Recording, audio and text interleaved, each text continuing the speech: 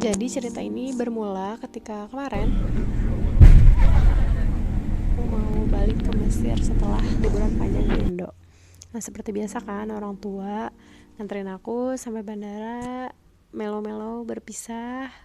Kemudian karena kebetulan juga berangkat sendiri dan gak ada temen, ya udah nih ngebolang aja gitu di bandara Soekarno-Hatta.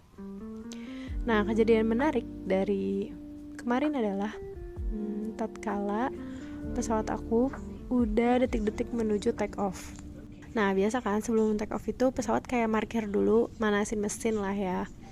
Dan kemudian setelah muter di beberapa track mereka kan bakal menambah kecepatan kemudian lepas landas. Nah, detik-detik sebelum lepas landas itu tiba-tiba pesawat aku tuh kayak mengalami sebuah gajlugan yang kencang banget sampai sepesawat tuh kerasa berguncang. Bahkan itu ada terjadi bunyi yang sampai menggelegar lah, kayak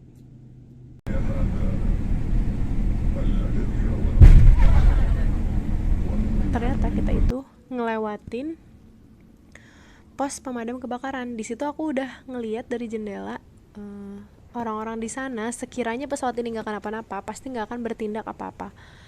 But mereka dalam 5 detik setelah aku berpikir itu langsung berlari untuk bersiap siaga dan ternyata nyamperin pesawat kita. Sekitar 2 detik selang dari suara benturan kencang itu, aku ngelihat roda pesawat kita itu ngegelinding dari pesawat. Nah, di situ aku udah kehilangan nafas, kayak udah, ya Allah, ini sekiranya nanti pesawat aku landing setelah take off, apakah bakal aman dengan roda yang copot satu? Nah, setelah itu alhamdulillahnya penumpang bagian belakang itu kayak teriak, there is fire here gitu. Akhirnya pramugarinya nyamperin, kenapa? I saw fire there gitu. Pramugari lain lagi nyamperin OTW ke belakang. Dan kemudian aku nyetop pramugari itu. Mbak, iya kenapa? Saya tadi ngelihat roda copot, Mbak. Roda copot. Iya, di situ aku berusaha banget buat gimmick seperti pramugarinya yang lain. Karena 80% penumpang pesawat itu adalah jamaah umroh, yang mana mereka itu kayak bapak-bapak tua, ibu-ibu tua. Jadi aku kayak berusaha untuk tenang. Nah, setelah itu datang tim teknisi yang cukup banyak. Kemudian mereka kayak meriksa ban dan mesin. Di situ aku nunggu lama banget. Secara saat itu aku udah berangkat ke Bandara Sota dari jam 2 malam. OTW dari jam 2 malam dan aku belum tidur sampai di kejadian ini sekitar jam 9. Nah, kemudian pesawat dihentikan sampai 3 jam ke depan, mungkin 3,5 jam, dan mereka masih belum punya keputusan karena ada masalah teknis yang perlu diperbaiki.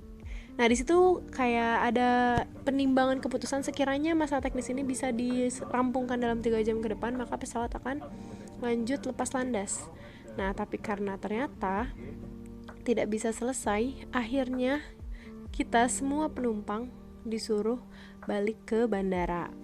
Di situ aku ngerasa beruntung banget, dalam artian kita semua belum take off, itu benar-benar udah detik-detik take off, dan di detik itu kita nggak jadi gitu karena alhamdulillahnya pesawat dihentikan. Nah, aku nggak kebayang banget kalau kecelakaan ini udah terjadi saat pesawat aku tuh udah lepas landas.